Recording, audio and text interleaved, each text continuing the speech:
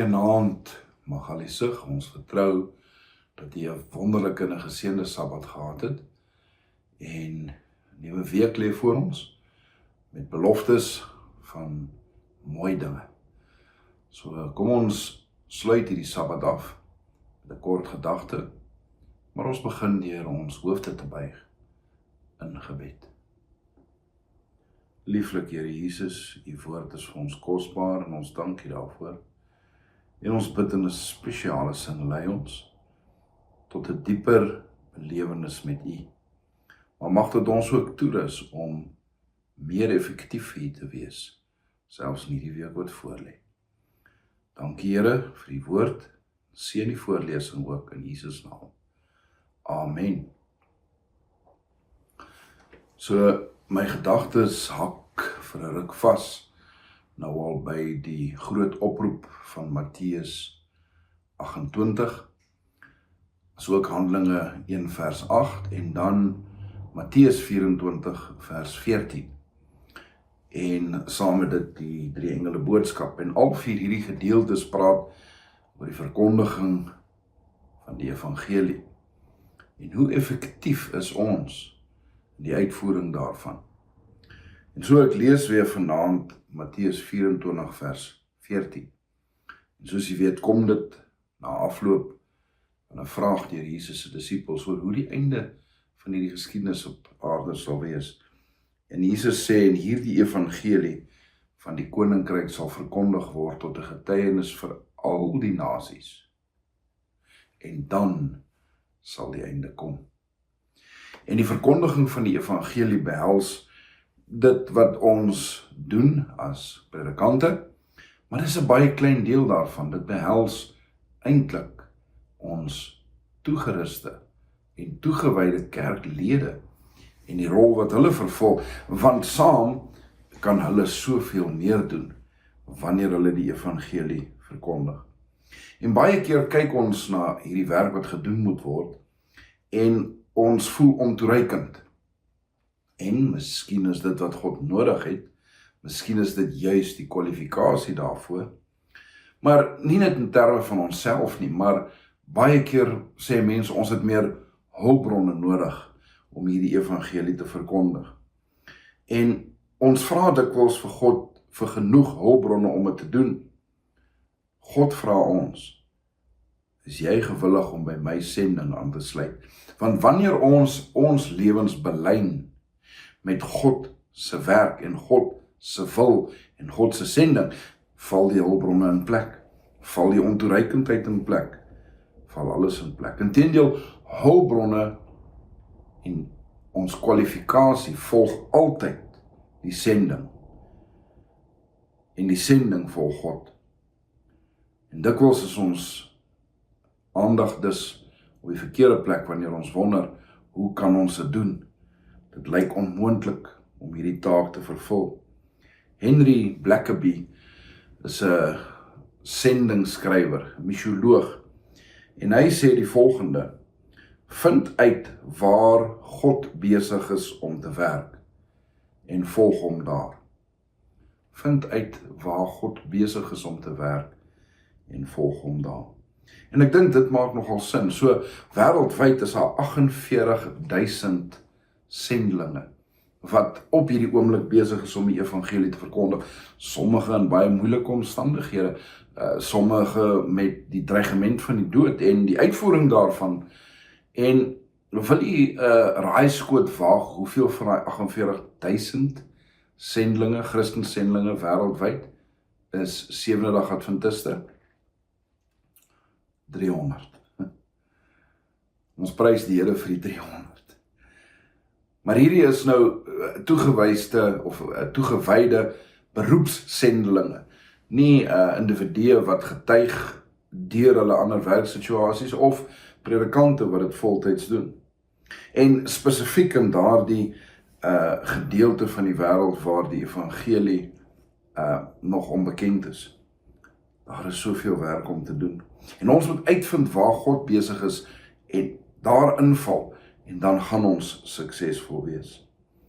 En veral in die groot stede. Daar is 'n gedagte en 'n beweging binne Adventisme om uit die stede uit te kom. En ek ondersteun dit in volle. Ek is 'n plaasseun. Ek hou nie van die stad nie. Maar het jy geweet dat 50% van die wêreld se bevolking is stedelinge? Inteendeel, hulle leef in net 3% van die aarde se oppervlakte. En wat doen ons vir die mense wat vasgevang is in 'n siklus van armoede en swaar kry en uitdagings in die stede? Dit is baie keer 'n moeilike ding wanneer ons kyk na ons werk. Want ons wil werk waar dit gerieflik en gemaklik is en waar ons miskien van hou. Maar wat van die onbereikte gebiede van die wêreld waar daar mensendelinge is? Wat van die stede waar die werk so nodig is? En die Wêreldkerk het daarom verskillende spesifieke groepe geteken. Die een groep is die moslems, tweede groep is die Suidoos-Asiese godsdienste, met ander woorde boeddhisme en hindoeïsme, die Jode. Dan 'n vierde groep is die sekulêre mense van die wêreld en dan die vyfde groep is die stedelinge. Juis omdat ons so oneffektief in ons uitreiking is in hierdie groepe. En uit die aard van die saak is daar ander groepe ook, maar hierdie is nou 'n sending dryf vir die Wêreldkerk om seker te maak dat die einde sal kom. En so het ek gevind oor die jare en selfs in die werk waar ek nou is, dat ons as kerk soek vir beter metodes. God soek nie beter metodes nie, hy soek beter mense. Toegewyde manne en vroue wat bereid is om daar te wees waar die werk is. En my gebed is dat in hierdie week wat voorlê, ons daar die manne en vroue sal wees. Dat ons iets sal hê om voor te leef in ons ervaring met die Here. Maar weet jy, baie keer wil ons mense iets gee om voor te leef, maar hoe ernstig is u en ek in die verkondiging van die evangelie? Moet ons vir mense meer as iets gee net om oor te leef en voor te leef? Moet dit nie so 'n sterk drang in ons lewe wees dat ons ook vir mense iets sal gee wat hulle bereid sal wees om voor te sterwe? Dit is die kern van sending. Wanneer dit so belangrik is dat dit 'n saak van lewe en dood is en dat my eie lewe nie eers so belangrik is nie. En so terwyl ons na hierdie gedeelte kyk wat ons as vers gelees het, is dit meer as net 'n mooi vers wat ons vertel hoe die eindtyd gaan wees. Maar dis 'n verpersoonliking van my rol in die verkondiging van die evangelie. Wat doen u en ek om dit 'n werklikheid te maak?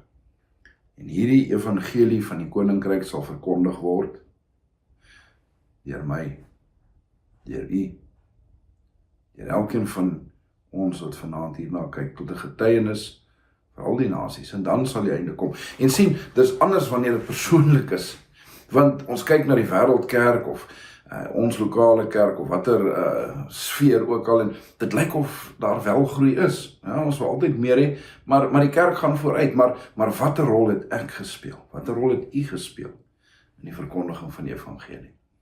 En miskien belangriker, so op die vooraand van 'n nuwe week, watter rol gaan u speel in die nuwe week?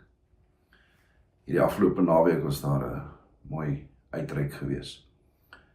En ons bid dat u in die week wat voorlê sal bly bid vir daardie mense wat bygewoon het.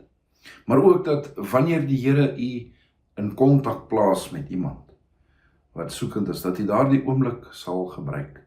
Maar meer as dit, dat u dit, soos die skrif sê, tydig en ontydig sal doen. Met ander woorde, nie net sal wag vir geleenthede nie, maar geleenthede sal maak, geleenthede sal soek, 'n sending dryf in die hart sal hê, om die einde van pyn en siekte en sonde en dood en al die gevolge van sonde wat ons so vreeslik elke dag mee te doen het, te bring.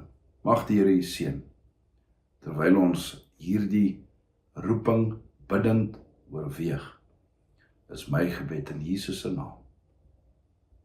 Amen. Onse Vader in die hemel, dankie vir u woord. Die woord is kosbaar. En die woord beloof dat u ons sal toerus wanneer ons gewillig is om vir U te werk. Mag ons wees daar waar U ons wil hê, om te verkondig en te vertel dat Jesus binnekort terugkeer en dat ons verlossende, reddende verhouding met ons sal hê. Dankie Vader, in Jesus naam. Amen. Mag die Here U ryklik seën en mag U daardie geleenthede gebruik. Dis my gebed vir U.